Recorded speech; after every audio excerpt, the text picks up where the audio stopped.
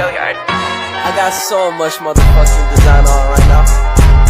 Break it down, bring it back, make it clap. I got 3 old thoughts, new guap, where that thing. Bitches on my line, and you know they come straight. Hold up, what it not, 45, scope it cash like whoa. How you fucking with these hoes up? Assalamualaikum warahmatullahi wabarakatuh. Perkenalkan, kami dari kelompok 8 ingin memaparkan materi tentang perbankan syariah di Indonesia. Perkenalkan, nama saya Tio Alvidi Pari. Perkenalkan, nama saya Kurnawan Sapalepi. Perkenalkan, nama saya Imas Alia Santika. Saya Lisa Rianti. Perkenalkan, nama saya Aditya Ferdiansyah. Berikutnya saya akan membacakan soal pembahasan. Adapun dari pembahasan itu dari pengertian bank syariah, perkembangan bank syariah, konsep dari perbankan syariah, prinsip dasar perbankan, peran dan fungsi bank syariah, perbedaan bank syariah dan konvensional, pengertian akad, macam-macam akad, pengertian usaha mikro kecil dan menengah atau bisa disingkat UMKM. Berikutnya masuk ke pengertian bank syariah. Pengertian bank dalam Islam atau bank syariah ialah bank yang beroperasi dengan tidak bergantung pada bunga. Dalam definisi lain, perbankan syariah ialah lembaga perbankan yang selaras dengan sistem nilai dan etos Islam. Dengan kata lain, bank syariah ialah lembaga keuangan atau perbankan yang operasional dan produknya dikembangkan berlandaskan syariat Islam dalam Al-Quran dan hadis Nabi Shallallahu Alaihi Wasallam dan menggunakan kaidah-kaidah fikih. Bahkan juga diartikan sebagai lembaga keuangan yang usaha pokoknya memberikan pembiayaan dan pelayanan yang lain atau peredaran uang yang pelaksanaannya disesuaikan dengan asas Islam. Selanjutnya akan dibacakan oleh saudari Imas. Selanjutnya saya akan membahas tentang perkembangan bank syariah. Pertumbuhan keuangan Islam pada awalnya adalah adanya keinginan perubahan terhadap sistem sosiopolitik dan ekonomi yang berlandaskan prinsip-prinsip Islam dan kepribadian Islam yang lebih kuat dan keluar dari jeratan pengaruh yang mencengkram dari sistem kapitalisme sekaligus sebagai upaya reformasi makroekonomi dan reformasi struktural dalam sistem keuangan negara-negara muslim. Adanya bank syariah di Indonesia sendiri didorong oleh adanya keinginan masyarakat Indonesia, terutama masyarakat Islam, yang berpandangan bahwa bunga bank merupakan hal yang haram dan digantikan dengan menggunakan prinsip bagi hasil. Namun demikian, prinsip bagi hasil dalam lembaga keuangan pada dasarnya sudah dikenal secara luas baik di negara muslim maupun non-muslim, sehingga perbankan syariah tidak selalu identik berkaitan dengan kegiatan ritual keagamaan. Selanjutnya, konsep dari perbankan syariah. Bank syariah menurut jenisnya terdiri atas bank umum syariah atau yang disingkat BUS dan bank pembiayaan rakyat syariah atau BPRS. Bank umum syariah adalah bank syariah yang dalam kegiatannya memberikan jasa dalam lalu lintas pembayaran.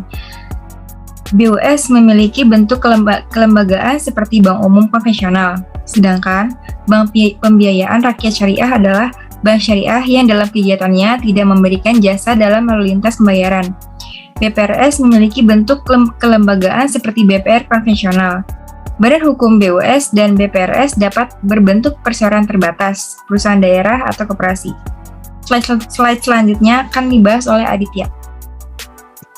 Baik, selanjutnya saya akan membahas tentang prinsip dasar perbankan.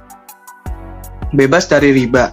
Riba merupakan melebihkan atau mengambil tambahan dari jumlah harga jual pada transaksi jual beli dan dari jumlah pinjaman pokok pada transaksi pinjam meminjam secara batil atau bertentangan dengan prinsip muamalat dalam Islam.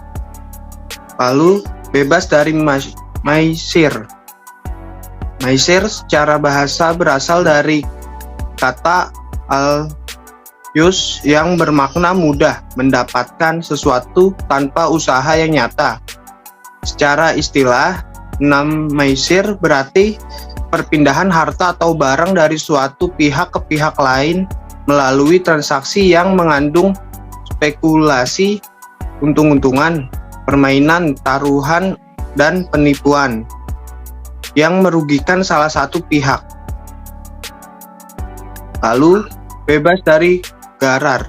Garar berasal dari kata takrir yang berarti sesuatu yang menyebabkan resiko atau ketidakpastian yang berkaitan dengan transaksi atau akad, baik ketidakjelasan pada akadnya, objek akadnya maupun dalam harga atau ujroh serta jangka waktunya. Bebas dari batil. Batil menurut bahasa berarti tidak terpakai, tidak berfaedah, tidak sah, rusak, dan sia-sia. Transaksi atau akad yang batil artinya transaksi yang mengandung unsur-unsur yang tidak sah. Bisa karena akadnya, objeknya, atau karena sesuatu yang menyalahi kaidah umum transaksi yang sah. Baik, selanjutnya akan dilanjutkan oleh Lisa Rianti. Selanjutnya, peran dan fungsi bank syariah. Yang pertama, badan usaha atau tamwil.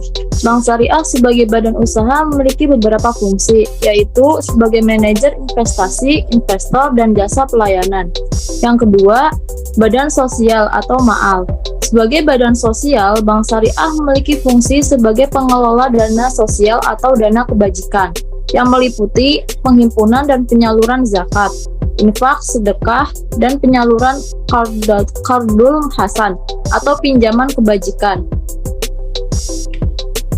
Selanjutnya, perbedaan bank syariah dan bank konvensional. Yang pertama, perbedaan dari bank konvensional dan bank syariah dilihat dari kesepakatan formal. Yang kedua, bank konvensional melakukan perjanjian secara hukum pada lembaga nasional. Sedangkan bank syariah melakukan perjanjian dengan berdasarkan pertimbangan syariat Islam. Yang ketiga, nilai rupiah bunga yang akan dibayar atau akan diterima perbankan konvensional dapat dipastikan nilainya di muka atau awal periode. Sedangkan di perbankan syariah, nilai rupiah imbal hasil tidak ditentukan di muka tetapi ditentukan 1 bulan berikutnya. Selanjutnya akan dibacakan oleh Kurniawan Safalevi.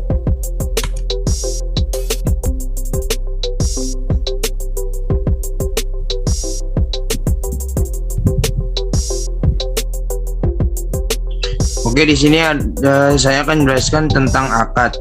Akad menurut bahasa artinya ikatan atau persetujuan, sedangkan menurut istilah akad itu adalah transaksi atau kesepakatan antara seseorang yang menyerahkan dengan orang lain yang menerima untuk pelaksanaan suatu perbuatan. Contohnya itu akad jual beli, akad sewa menyewa, akad pernikahan. Akad adalah perjanjian tertulis yang memuat ijab atau penawaran dan kabul atau penerimaan.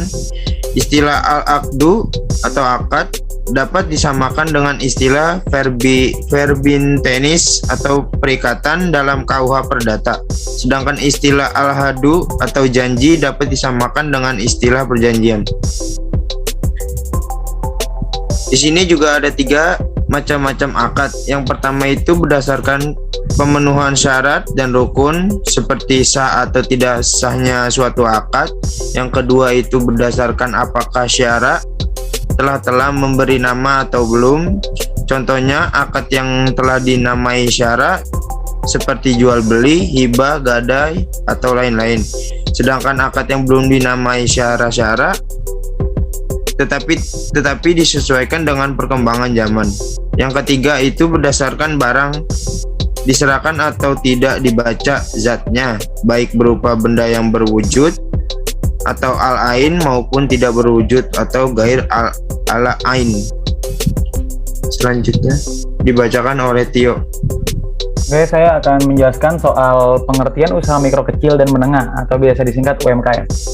Usaha mikro kecil menengah adalah istilah umum dalam dunia ekonomi yang merujuk kepada usaha ekonomi produktif yang dimiliki perorangan maupun badan usaha sesuai dengan kriteria yang ditetapkan oleh Undang-Undang Nomor 20 Tahun 2008. UMKM dapat berarti bisnis yang dijadikan individu, rumah tangga, atau badan usaha ukuran kecil.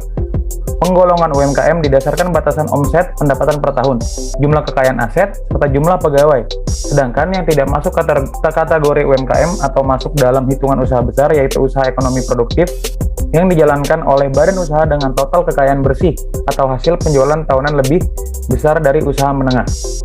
Sekian presentasi dari kelompok kami, kurang lebihnya mohon maaf. Wassalamualaikum warahmatullahi wabarakatuh. Terima kasih. Terima kasih. Terima kasih. Terima kasih.